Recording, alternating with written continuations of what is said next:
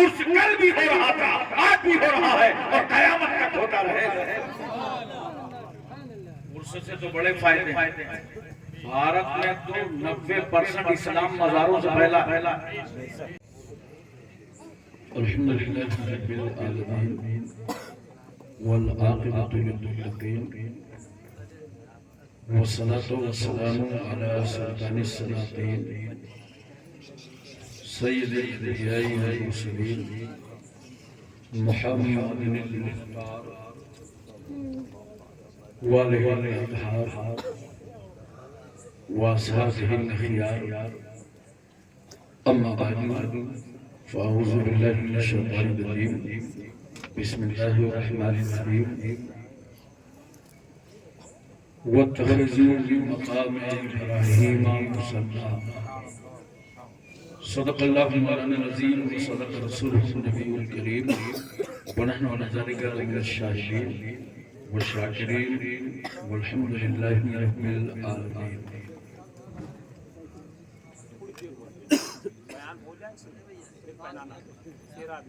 Member नूर के जलवाबार उलमाए किराम, आइम्मा मसाजिद, असातिज़ाए मदारिस, बुजुर्गों, नौजवान साथियों, अजीज बच्चों, इस्लामी रिश्ते की माँ और बहनों, अस्सलामु अलैकुम व रहमतुल्लाहि व बरकातुहू।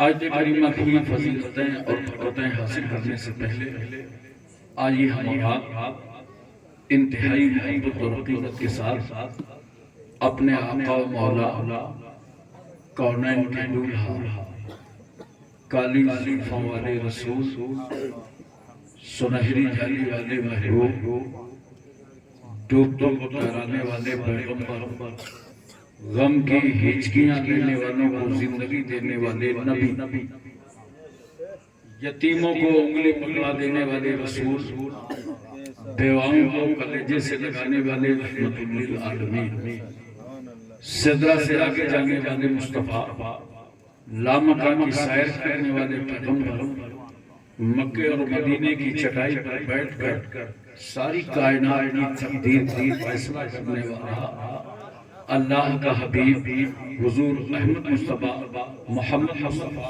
सल्लल्लाहु अलैहि वसल्लम की बारगाह आलिया में दरूद पाक की डालियां निछावर करें बावाज़े बुलंद। अल्लाहु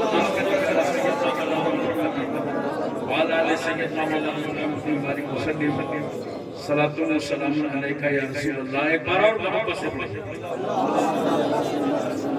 अल्लाहु मुहम्मदिन सल्लल्लाहु अलैहि वसल्लम नानो इबादु मुहम्मदिन सल्लल्लाहु अलैहि वसल्लम सलातु व सलाम अलैका या रसूल अल्लाह।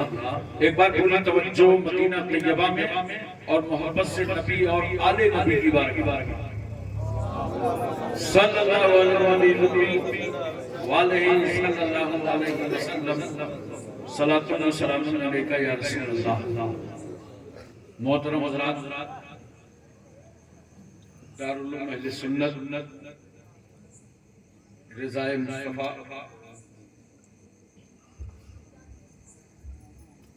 का ये सालाना इजलास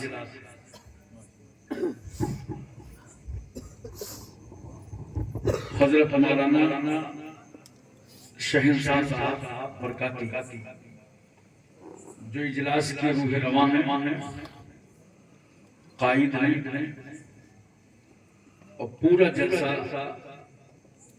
अजीज गिरामी हज़रत मौलाना ईसा साहब की निगरानी में मुनक़िद। आप यकीन करें, मैंने 30 अक्टूबर की तारीख की ऐसे परवरिश हुई है जैसे एक बच्चे को पाला जाता है और बहुत लंबा सफर करके कल रात में रायपुर छत्तीसगढ़ में था और सुबह भी आज एक प्रोग्राम था। वहां से बजरिया फ्लाइट लखनऊ आया, लखनऊ से बाई कार आप तक पहुंच गया। जलसे वालों से मुझे कभी कोई शिकवा नहीं। जिस तरह मैं 2 आदमी बोलता हूँ उसी तरह अल्हम्दुलिल्लाह 2 लाख ना बोलता। मुझे कोई शिकवा नहीं है। और मैं कहता हूं कि जहां पे आपका जलसा कामयाब हो वहां पे मेरी तकरीर कराएं। आगे पीछे की कभी बात नहीं करता हूं। बताइए असरार भाई कभी की है? आप बहुत मेरे साथ शरीक हुए, वो आपकी मर्जी, आप जो चाहें जैसा चाहें करें। लेकिन एक बात मैं खास तौर से अर्ज करना चाहता हूं। अभी मौलाना शहनशाह साहब, मौलाना ईसा साहब, इनकी ज्यादा उम्र नहीं है, अपनी उम्र से ज्यादा मेहनत करना, अपनी उम्र से ज्यादा काम करना। तो जो इलाके के बड़े आते हैं उनकी जिम्मेदारी है कि लोग हम किस तरह सपोर्ट करें और इनको कौन से तरीके बताएं कि इनका मदरसा भी कामयाब चले और इनका जलसा भी कामयाब हो। हर आदमी आकर के अल्लाह रसूल की बात करता है, शायर भी करता है, मुकर्रिर भी करता है, लेकिन तरन्नुम लोग ज्यादा पसंद करते हैं। अगर किसी को ज्यादा पैसा मिल जाए तो तकलीफ नहीं होना चाहिए। ये तो अल्लाह की तरफ से जिसको नजर नियाज मिल जाए तो तरन्नुम को लोग ज्यादा पसंद करते हैं। हमें मालूम, हमारी लाइन में बर्रे सगीर में कुछ खुतबा है जो तरन्नुम से तकरीर करते हैं। बाज़ वक्त वो बहुत छा जाते हैं तरन्नुम से तकरीर कर। तो इस बुनियाद पर लोग नजर नियाज पेश करते हैं। आपके जो मुकद्दर में है वो चाहे मिल जाए चाहे छीन लो, प्रॉब्लम नहीं है, वो आएगा उतना। लेकिन इन दोनों की और मौलाना शहनशाह की इलाके के तमाम उलमा की जिम्मेदारी है कि और अच्छे से तरबियत दें। आज 6 बच्चे फारिग हुए हैं, आइंदा 60 बच्चे पढ़े। नारे तकबीर, पूरा मजमा यहाँ से वहाँ तक, नारे तकबीर, आवाज आधी क्यों निकाल रहे हैं? नारे तकबीर, रिसालत, ज़मीने कैथौली। आज मेरी तकरीर का मौजू है चूंकि जश्न गौसे आज़म, मैंने जो मुंतखब किया और वो है निस्बत। और अगर आप निस्बत को समझ गए तो इंशाअल्लाह कोई बदअकीदा आपको गुमराह न कर पाएगा। 4 तीसरे हाजिर हैं, समाज फरमाए असरार भाई, जिया भाई कहाँ गए थे? बहरहाल जितने भी शोर हैं इन लोगों की तरह मेरी आवाज नहीं है, मगर अल्लाह का शुक्र है कि आपकी भी मेरी तरह नहीं है। 4 तीसरे हाजिर समाज फरमाए, क्योंकि सब जानते हैं कि इस वक्त हिंदुस्तान की फील्डिंग बहुत टाइट है। चौके छक्के तो लग नहीं सकते, कहीं कट करूंगा। अगर कोई कैच निकले तो संभालना। वो चाहते हैं कि हिंदुस्तान छोड़ दें,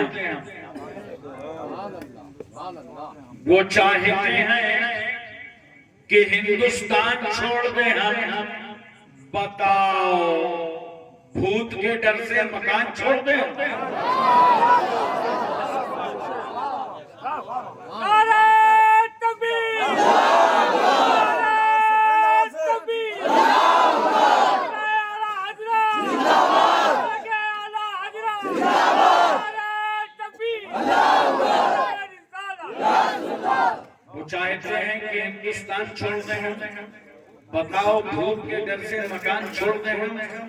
आप इस मकाम पे हाथों के आंवले देखें, आप इस मकाम पे हाथों के आंवले देखें। पहाड़ काट लिया है, चट्टान छोड़ दें। पहाड़ काट लिया है। एक बार और लगा दीजिए। तकबीर,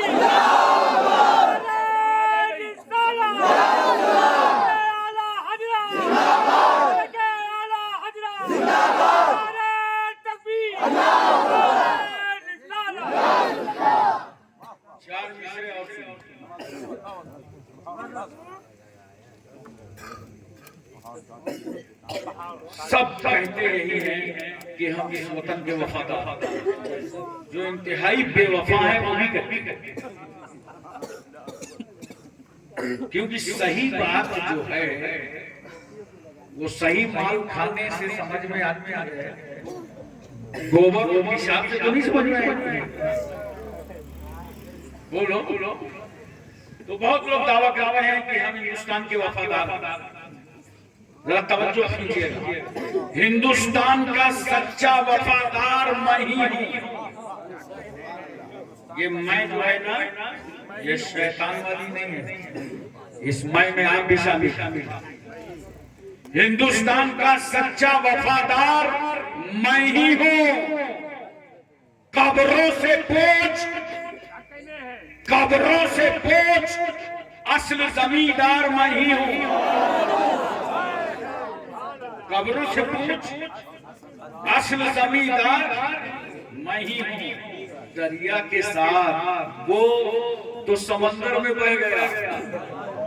ये राप्ती है, ये सरयू है, ये गंगा है, ये जमुना है, ये घाघरा है, ये बेतुआ है। दरिया के साथ कितना माकूल इंतजाम है पानी। दरिया के साथ वो तो समंदर में बह गया। मिट्टी में मिलके मिट्टी का हकदार मैं ही हूं।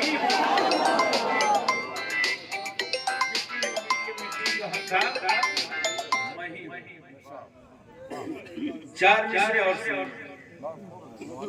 उलमा की खास तवज्जो। हम ही को कातिल कहेगी दुनिया, हमारा ही कत्लेआम होगा। हम ही को कातिल कहेगी दुनिया, हमारा ही कत्लेआम होगा। हम ही कुएं खोदते फिरेंगे, हम ही पे पानी हराम होगा। हम ही को कातिल कहेगी दुनिया, हमारा ही कत्लेआम होगा। हम ही कुएं खोदते फिरेंगे, हम ही पे पानी हराम होगा। अगर ज़हनियत यही रही तो मुझे ये डर है कि इस सदी में, अगर ज़हनियत यही रही तो मुझे ये डर है कि इस सदी में न कोई अब्दुल हमीद होगा, न कोई अब्दुल कलाम होगा,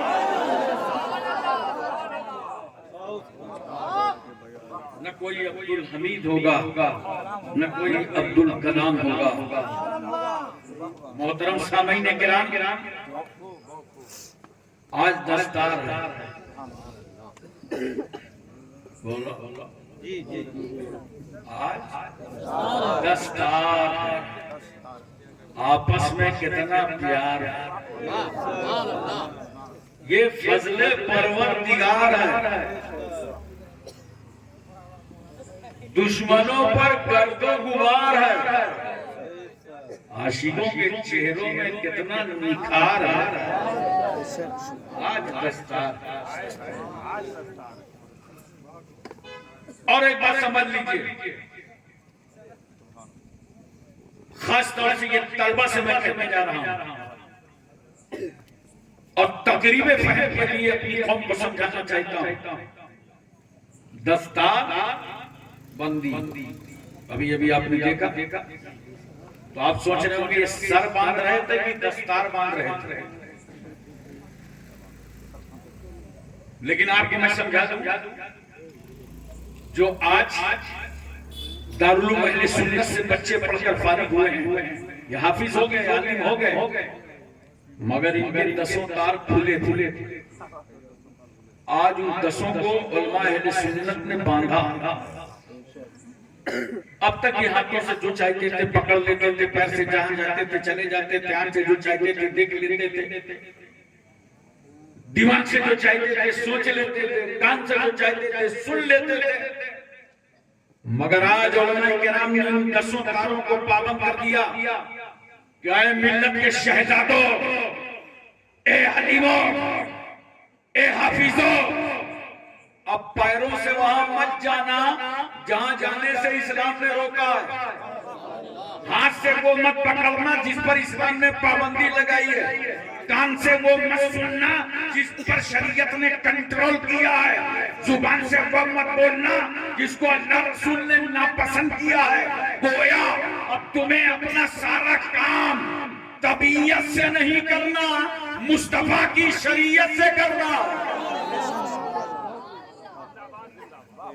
और देखो बच्चों के दर्जे और मर्तबे, मेरे बेटों और शहजादों, आलिम बनना आसान नहीं है, हाफिज कुरान बनना आसान नहीं है। इस दर्जे को हासिल करने के बाद जानते हो एक मंजिल इनकी और खुलेगी। अगर ये आंख खोल कर मुसल्ले पे खड़े हो जाए तो दुनिया कहेगी नाइबे रसूलुल्लाह है, और अगर आंख बंद करके गोशा नशी हो जाए तो जमाना कहेगा ये तो वलीउल्लाह है। मोहतरम सामीन के नाम, इसलिए इस पाकीज़ा और पवित्र महफिल में हम और आप सब शरीक हैं। जलसे का नाम जश्न गौसुल आज़म रखा। आज इस निस्बत को समझने की कोशिश कीजिए। कुरान कहता है वत्तखिज़ मिन मकाम इब्राहीम मुसल्ला, मकाम इब्राहीम को मुसल्ला बनाओ। ये मकाम इब्राहीम है क्या? एक पत्थर है। क्या है? जोर से बोलो। पत्थर है। अगर पत्थरों की तकदीर देखना है तो शहर मक्का चलो, वहां एक पत्थर वो है जिसके बारे में मेरे आका फरमाते हैं मैं उस पत्थर को पहचानता हूं, जो मेरी पैदाइश से पहले मुझ पर सलाम पढ़ा करता था। अरे मोहब्बत से बताओ कैथोली वालों, जब मेरा रसूल सलाम पढ़ने वाले पत्थर को पहचानता है तो सलाम पढ़ने वाले सुन्नियों को कितना पहचानेगा? एक पत्थर वो है जिसको अल्लाह के रसूल ने चूमा है। और देखो सरकार सल्लल्लाहु अलैहि वसल्लम ने हुसैन को भी चूमा, कभी चूमा कभी सूंघा, जन्नत का फूल समझा सूंघ लिया, आले बतूल समझा चूम लिया। और कुछ लोगों को चूमने से कंफ्यूजन हो गया। रसूल ने तो हजरे अस्वद को भी चूमा, इमाम अली मकाम को भी चूमा। कुछ लोग चूमने को शिर्क समझने लगे। अबे मैंने कहा अगर चूमना शिर्क होता तो मेरे रसूल ने ना हुसैन को चूमा होता ना हजरे अस्वद को चूमा होता। अच्छा, ये उनको कंफ्यूजन है जो दिन भर अपने बच्चों को चूमते हैं और उसके बाद कहां चूमते हैं बताऊंगा, नहीं समझ जाओ। अबे अगर चूमना शिर्क होता तो नबी ने चूमा ही ना होता। नबी ने तो चूम करके हम सुन्नियों को नजरिया अता कर दिया कि अगर हजरे अस्वद की तरह हजर मिले तो चूम लो और हुसैन की तरह बशर मिले तो चूम लो। हज़रात तवज्जो कीजिए। तो एक पत्थर मकाम इब्राहीम है, इस पर इब्राहीम अलैहिस्सलाम ने खड़े होकर के काबे की तामीर फरमाई। जब दीवारें ऊंची हो गई तो अल्लाह के खलील ने पत्थर रख लिया। जैसे हम लोग इंडिया में दीवार ऊंची होती है तो चहील बना लेते हैं, इब्राहीम अलैहिस्सलाम ने पत्थर रख लिया। अब खुदा की रहमत मुस्कुरा रही है, ए मेरे इब्राहीम, अब दीवार तो ऊंची होगी मगर तुम्हें पत्थर बदलने की जरूरत न पड़ेगी। जैसे जैसे दीवार ऊंची होती जा रही है पत्थर नीचे से बढ़ता जा रहा है। काबा तामीर हो गया।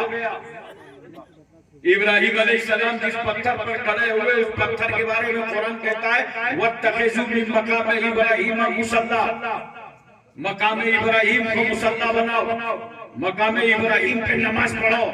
हमने कहा अल्लाह पत्थर के सामने नमाज, हतीम के होते हुए निसाबे रहमत की मौजूदगी में काबे के होते हुए पत्थर के सामने नमाज। खुदा की रहमत मुस्कुरा पड़ी, मेरे बंदो पत्थर न देखो, इस पत्थर से मेरे नबी का नक्शे कदम देखो। अरे बात समझ में आ रही है? एक पत्थर से नबी का पैर छू जाए तो उस पत्थर की ताज़ीम, उस पत्थर की ताज़ीम। इसीलिए तो मैं कहता हूँ मिट्टी तो सभी मिट्टी है मगर मिट्टी के वो जर्रे जो गुंबदे खतरा में है वो जन्नत से बढ़कर हैं, और जो जर्रे रसूलुल्लाह के जिस्म पाक से छू गए हैं वो अर्शे इलाही से अफजल हैं। तो जिस रसूल की खाक का ये आलम हो उसकी जाते पाक का ये आलम होगा।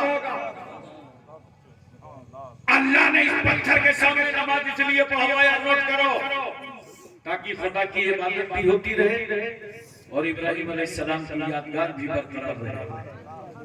पता चला नेक बंदों की यादगारों को बाकी रखना ये सुन्नते किबरिया है। अब इसीलिए तो हम उर्स करते हैं। बोलो, एक साहब मुझसे कहने लगे उर्स नहीं होना चाहिए। मैंने पूछा क्यों?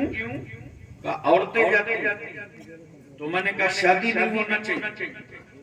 बोला क्यों? मैंने कहा औरतें जाती, और अगर मेरा ये फार्मूला इंडिया में लागू किया गया तब तो भारत के सियासी नेताओं को अलग से पार्टी बनाना पड़ेगा, ऑल इंडिया रड़ुआ समाज। अबे शादी भी होगी, उर्स भी होगा, लेकिन दोनों शरीयत के मुताबिक होंगे। बोलो, बहुत गौर से मेरी तरफ देखना, बात समझ में आएगी। देख रहे हो? ये देख रहे हो ना? देख रहे हो? नाम मत लेना, इसका कितना ख्याल रहता है। कटने न पाओ, बच्चे जवान हो गए कटवाने न पाओ, और यहाँ से निकलता क्या है बताना मत, माहौल मत खराब करना। अरे गंदगी निकलती है ना, तो अपना अपना इंतजाम है, निकल जो जितना बड़ा मौसम होता उतना बड़ा रुमाल निकले पहुंच लो, यही तो करोगे कि नाक ही काट डालो। अरे बोलो, नाक तो नहीं काटोगे ना, गंदगी निकले और पहुंच लो। इसी तरह याद रखना, मज़ारों और दरगाहों का उर्स नहीं छोड़ा जाएगा, शरीयत नहीं छोड़ी जाएगी, शादियां नहीं छोड़ी जाएंगी। अगर शादी में खिलाफे शरअ कोई अमल हो रहा हो, उर्स में शरीयत के खिलाफ कुछ हो रहा हो, तो उन गलत रस्मों को मिटाया जाएगा। उर्स कल भी हो रहा था, आज भी हो रहा है और कयामत तक होता रहेगा। उर्स से तो बड़े फायदे हैं। भारत में तो 90% इस्लाम मज़ारों से फैला। अरे बोलो यार, दिल लगा के बोलो सुभान अल्लाह। मैंने जिंदगी में जब सबसे पहले शख्स को कलमा पढ़ाकर मुसलमान किया 92 से पहले, अल्लाह ताला ने बहुत तौफीक दी मुझे अपनी जिंदगी में कलमा पढ़ाने की। लेकिन जब पहले शख्स को मुसलमान किया तो मैंने उससे पूछा, ये बात बता, तुझे इस्लाम में पसंद क्या है, अच्छा क्या लगा, क्या शादी का कुछ मामला है, रुपए पैसे की लालच है, कोई तुझे लालच दे रहा है कि मुसलमान का काल नहीं गुरु, न शादी का मैटर है न लालच है। हमने कहा फिर मुसलमान हो पूरा, तुझे अच्छा क्या लगा? कहा मैंने तो इस्लाम पढ़ा ही नहीं, तो बताऊं क्या, बस इतनी बात जानता हूं। ये जाजपुर शरीफ कानपुर में हजरत मखदूम शहादा रहमतुल्लाह अलैह का मज़ार है। तो बगैर भेदभाव के हिंदू, मुस्लिम, सिख, ईसाई, जाट, ब्राह्मण, अंसारी, मंसूरी, खान, पठान, अफगान सब आते हैं। लेकिन मैंने भी स्नान किया,